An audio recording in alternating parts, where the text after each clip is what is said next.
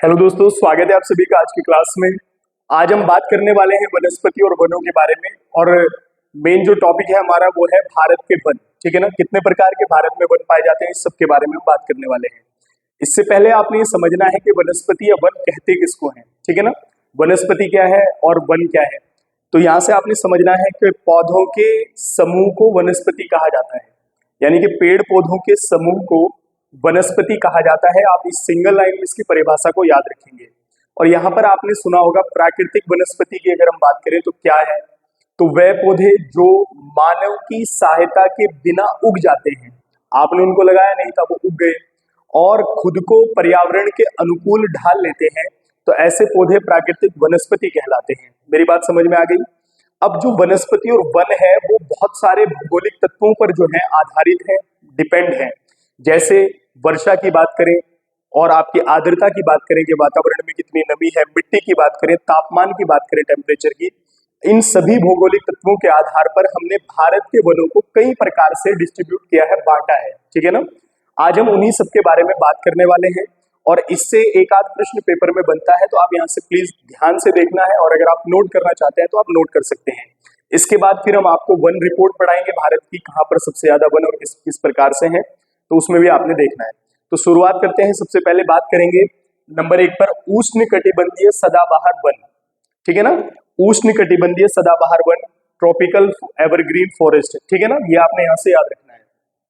अगर मैं बात करूं इन वनों की खासियत क्या है, तो सबसे पहले आपने ये समझना है, ये वन उन क्षेत्रों में पाए जाते हैं जहां पर आर्द्रता होती है, यानी कि वातावरण में नमी ज्यादा होती है, वहां पर इस प्रकार के वनों का विस्तार होता है।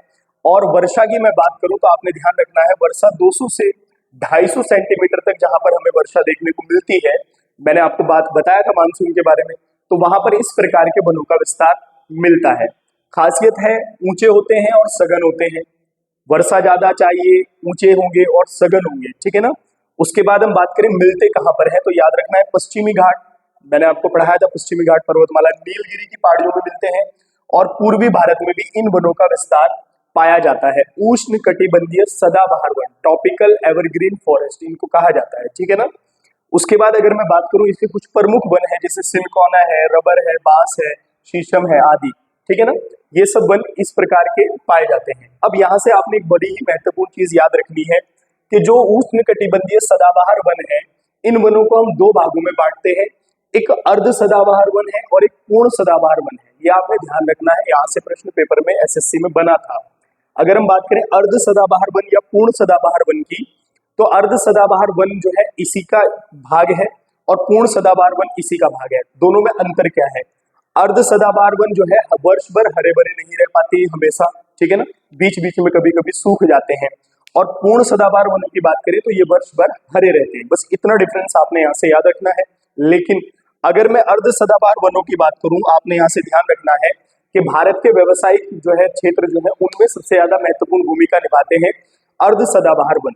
तो यहाँ से आप याद रखेंगे उष्ण कटिबंधीय सदाबहार वनों में नंबर 1 पर अर्ध सदाबहार और जो है पूर्ण सदाबहार, ये मैंने आपको डिफरेंस बता दिया। दोबारा से एक बार देखते हैं, उष्ण कटिबंधीय सदाबहार वन उन क्षेत्रों में पाए जाते हैं जहां पर आर्द्रता हो, वर्षा की मात्रा 200 से 250 सेंटीमीटर हो। ये वन जो है ऊंचे और सघन होते हैं।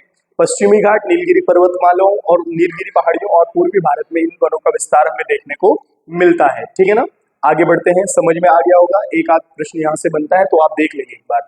नेक्स्ट हम बात करते हैं उष्ण कटिबंधीय पर्णपाती मानसूनी वन। उष्ण कटिबंधीय पर्णपाती मानसूनी वन, और यहाँ से आपने ध्यान रखना है, इन्हीं वनों को पतझड़ वन भी कहा जाता है। उष्ण कटिबंधीय मानसूनी पतझड़ वन या मानसूनी जो है पर्णपाती वन भी इन्हीं वनों को कहा जाता है, जो किसी एक मौसम में अपनी पत्तियां गिरा देते हैं। ठीक है ना, आज इनके बारे में बात करते हैं। इन वनों में भी हमने दो प्रकार के वनों को जो है रखा है। नंबर 1 पर हम बात करें तो आर्द्र पर्णपाती और नंबर 2 पर बात करें तो शुष्क पर्णपाती। दोनों में अंतर क्या है मैं आपको बता देता हूँ। अगर मैं आर्द्र पर्णपाती वनों की बात करूं तो वर्षा थोड़ी ज्यादा जहां पर होती है, लगभग कितनी, तो 100 से 200 सेंटीमीटर तक जहां पर वर्षा होती है वहां पर आर्द्र पर्णपाती वन मिलते हैं। ठीक है ना, और जहां पर वर्षा जो है लगभग 70 से 100 सेंटीमीटर होती है, यानी कि 100 से कम होती है और 70 से ज्यादा होती है, वहां पर शुष्क पर्णपाती वन पाए जाते हैं। दोबारा से बात करते हैं, ये अगर हम बात करें आर्द्र पर्णपाती वन, इन वनों का विस्तार भारत में लगभग 19% भाग पर है, 19% जो है भाग पर इनका जो है विस्तार है। और इनमें जैसे साग, सागौन, साल, आम, चंदन इस प्रकार के वन पाए जाते हैं, ठीक है ना। और अगर मैं शुष्क पर्णपाती वनों की बात करूं तो आपने ये ध्यान रखना है, भारत में सर्वाधिक जो विस्तार है वो इन्हीं वनों का है, शुष्क पर्णपाती वनों का। लगभग 41% भाग पर ये भारत के पाए जाते हैं। और इनमें जैसे बबूल है, शीशम है, आम भी इन्हीं में भी आ जाता है, ठीक है ना। आदि वन इस प्रकार से है, तो आपने ध्यान रखना है। और अगर मैं बात करूं वर्षा की, तो आपने यहाँ से याद रखना है लगभग 70 से 100 सेंटीमीटर तक वर्षा चाहिए इनको भी, ठीक है ना। ये आपने ध्यान रखना है। तो उष्ण कटिबंधीय पर्णपाती या मानसूनी या पतझड़ वन भी इन्हीं को कहा जाता है। इससे ज्यादा इसके बारे में कुछ नहीं है। आगे बढ़ते हैं, हम बात करेंगे मैंग्रोव वनों की, ठीक है ना। मैंग्रोव वन, अब मैंग्रोव वन क्या है, तो आपने ये ध्यान रखना है, इन वनों के दो नाम और हैं, इनको डेल्टाई वन या फिर ज्वारीय वन भी कहा जाता है, ठीक है। यहाँ से ध्यान रखेंगे आप, इन वनों को डेल्टाई वन या ज्वारीय वन भी कहा जाता है। और ये उन क्षेत्रों में मिलते हैं, सिंपल सी एक परिभाषा है, जहां पर भूमि समुद्र से मिलती है, वहां पर जो वनस्पति होती है उस वनस्पति को मैंग्रोव वनस्पति या मैंग्रोव वन कहा जाता है, ठीक है ना। दोबारा से याद रखेंगे, डेल्टाई भी बोलते हैं, ज्वारीय भी कहते हैं। अब इन वनों में खासियत ये है कि जहां पर जो नदियां हैं वगैरह, नदियां हैं और वो समुद्र से जब मिलती हैं तो उस क्षेत्र में जो उगने वाली वनस्पति है उसको ये मैंग्रोव वनस्पति कहते हैं। अब इसके अंतर्गत कुछ वन आते हैं, जैसे मैं बात करूं मैंग्रोव वन, सर्वाधिक विस्तार पश्चिम बंगाल में है मैंग्रोव वनों का। कहां पर है? पश्चिम बंगाल में। एक बात और ध्यान रखेंगे आप, ये मैंग्रोव वन दो प्रकार से महत्वपूर्ण है। एक तो सर्वाधिक जो है पश्चिम बंगाल में है, ये प्रश्न पेपर में बनता है। दूसरा यहाँ से प्रश्न ये बनता है कि चक्रवातों के अवरोधों में अहम भूमिका जो निभाते हैं वो मैंग्रोव वनस्पति निभाती है। यहाँ से आपने ध्यान रखना, एसएससी में प्रश्न बनता है यहाँ से कि कौन से वन जो है वो चक्रवातों के अवरोधों में जो है भूमिका निभाते हैं अहम वाली, तो वो मैंग्रोव वनस्पति है, ठीक है ना। उसके बाद इसमें दूसरा केवड़ा, बेंदी, इस प्रकार के वन जो है देखने को मिलते हैं। लेकिन यहाँ से आपने ध्यान रखना है, इनमें एक वन है सुंदरी वन। क्या है? सुंदरी वन।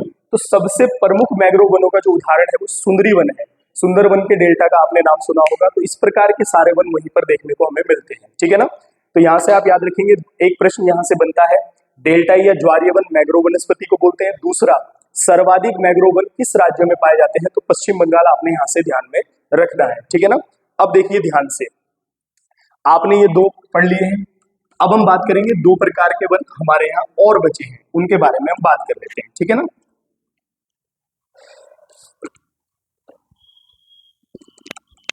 ठीक है, तो ये तो हमने कर लिए। अब हम बात करेंगे दो प्रकार के वन और हैं हमारे यहाँ जो पाए जाते हैं। नंबर एक पर सबसे पहले हम बात करेंगे, ठीक है ना, नंबर एक पर हम बात करेंगे पर्वतीय वनों की, ठीक है ना। ये भी भारतीय वनों का ही विस्तार है, पर्वतीय वन। अब सुनना है ध्यान से, यहाँ पर पर्वतीय वनों की अगर मैं बात करूं तो आपने ध्यान रखना है, हमने आपसे उत्तराखंड की क्लास में बताया था कि वनों का जो पर्वतीय वन है उनका विस्तार ऊंचाई के आधार पर हम ज्यादा देखने को मिलता है हमें, ठीक है ना। जैसे अगर हम बात करें तो जितना आप ऊंचाई पर जाएंगे इस प्रकार से वनों का जो है परसेंटेज वहां पर बढ़ता है, और फिर एक निश्चित सीमा के बाद जो है घटने स्टार्ट हो जाते हैं। फिर आप ज्यादा ऊपर जाएंगे तो केवल आपको वनस्पति, झाड़ियां वगैरह जो है देखने को मिलेंगी, ठीक है ना। लेकिन अगर मैं बात करूं, आप केवल ये ध्यान रखेंगे ऊंचाई के आधार पर वनों के विस्तार की बात करें, जैसे 750 से 1200 मीटर तक की जो ऊंचाई है उस पर इस उष्ण कटिबंधीय वन मिलते हैं, ठीक है ना। जो कि आपका, मैंने आपको कहा था कि जो जहां पर जलवायु जो है ग्रीष्मकालीन और शीतकालीन जो है देखने को मिलती है वहां पर इस प्रकार के वन पाए जाते हैं, ठीक है। लेकिन आप इन वनों के उदाहरण में अगर हम बात करेंगे तो याद रखेंगे आप, नंबर एक पर हम बात करें देवदार, ठीक है ना, देवदार, ठीक है ना। उसके बाद चीड़, ये प्रमुख वन है। कोणधारी वन है, पर्वतीय शीतोष्ण वन है, उष्ण कटिबंधीय वन है। ये अलग अलग प्रकार है किसका, जब आप जो है पर्वतीय वनों की बात करेंगे, ठीक है ना। तो आपने यहाँ से ध्यान ये रखना है कि देवदार है, चीड़ है, कोणधारी वनों का प्रमुख वृक्ष है, साल है, उष्ण कटिबंधीय वनों का जो है प्रमुख वृक्ष है, ठीक है ना। उसके बाद यहाँ पर एक पेड़ आपको देखने को मिलता है, फर है, ठीक है ना, स्प्रूश है, क्या है, स्प्रूश। तो इस प्रकार के वन जो आपको देखने को मिलेंगे ये सारे के सारे जो है पर्वतीय वनों का उदाहरण है। किनका है? पर्वतीय वनों का उदाहरण है, ठीक है। अब देखो यहाँ पर एक प्रकार और मिलता है जिसके बारे में हम बात कर लेते हैं, यह है उष्ण कटिबंधीय, ठीक है ना, मरुस्थलीय वन, मरुस्थलीय वन, ठीक है ना। अब यहां पर आपने ये ध्यान रखना है, जब हम इन वनों को मरुस्थलीय वन कहते हैं तो कई बार एक नाम और दे देता है वो कांटेदार वन। क्या देता है? कांटेदार वन, ये आपने ध्यान रखना है, ठीक है ना। हम बात करें, 2 बज गए थे, पर्वतीय वन तो मैंने आपको बता दी ऊंचाई के आधार पर, उष्णकटिबंधीय मरुस्थलीय या फिर कांटेदार वनों की बात करते हैं। तो देखो ध्यान से, आपने यहाँ पर कांटेदार और मरुस्थल का यहाँ पर आपने देखा है, तो ये वो क्षेत्र है जहां पर वर्षा कम होगी, या जो है रेगिस्तान वाली जो बेल्ट है उस क्षेत्र में इस प्रकार के वनों का विस्तार देखने को मिलेगा। तो आप सही समझ रहे हैं। देखो ध्यान से बात को सुनना, अगर मैं इन वनों में वर्षा की बात करूं, इन वनों में अगर बारिश की हम बात करें तो लगभग कितनी, मात्र 50 सेंटीमीटर तक, यानी कि जिन क्षेत्रों में 50 सेंटीमीटर तक वर्षा होती है वहां पर हमें जो है इस प्रकार के वन देखने को मिलते हैं, जिनको पर्वतीय उष्णकटिबंधीय मरुस्थलीय या कांटेदार वन जो है कहा जाता है, ठीक है ना। ये वहां मिलते हैं जहां वर्षा, या ये आप समझिए जहां तापमान हाई होता है, ठीक है ना, आर्द्रता कम होती है, वर्षा मात्र 50 सेंटीमीटर के आसपास तक होती है, उन क्षेत्रों में इस प्रकार की वनस्पति देखने को मिलती है। दूसरी बात आप यहाँ से ये याद रखेंगे, जैसे अगर मैं बात करूं इन वनों में, नंबर 1 पर आप याद रखेंगे बबूल का पेड़, ठीक है ना, कांटेदार होता है, ठीक है ना, फेमस है। दूसरा, खजूर की बात करें, खजूर भी जो है ऐसे इसी प्रकार के क्षेत्रों में जो है मिलती है, ठीक है ना। उसके बाद एक वन है आपका, आपने सुना होगा कैक्टस, ठीक है। एक इसमें आप याद रखेंगे, कैक्टस के अलावा सबसे महत्वपूर्ण है खेजड़ी। क्या है? खेजड़ी, ये आप ध्यान रखेंगे थोड़ा सा। अब अगर मैं खेजड़ी की बात करूं तो खेजड़ी फेमस क्यों है बच्चों, ध्यान से बात को सुनना। खेजड़ी को मरुस्थल का राजा कहा जाता है। ये जो है बहुत कम इसको पानी की आवश्यकता होती है और फिर भी ये हरा भरा रहता है, इस वजह से इसको जो है खेजड़ी को मरुस्थल का राजा कहा जाता है। और ये जो है उष्णकटिबंधीय कांटेदार मरुस्थलीय वनों का उदाहरण है। तो दोस्तों उम्मीद है आपको ये समझ में आया होगा, वनों का विस्तार, प्राकृतिक वनस्पतियां वन क्या होते हैं, भारत में किस आधार पर वनों के विभाजन को हमने किया ये भी आपने देखा, कौन कौन से वन कहाँ मिलते हैं ये भी आपने देखा। तो अब मिलते हैं नई क्लास में भारत की वन रिपोर्ट के साथ, तब तक के लिए धन्यवाद।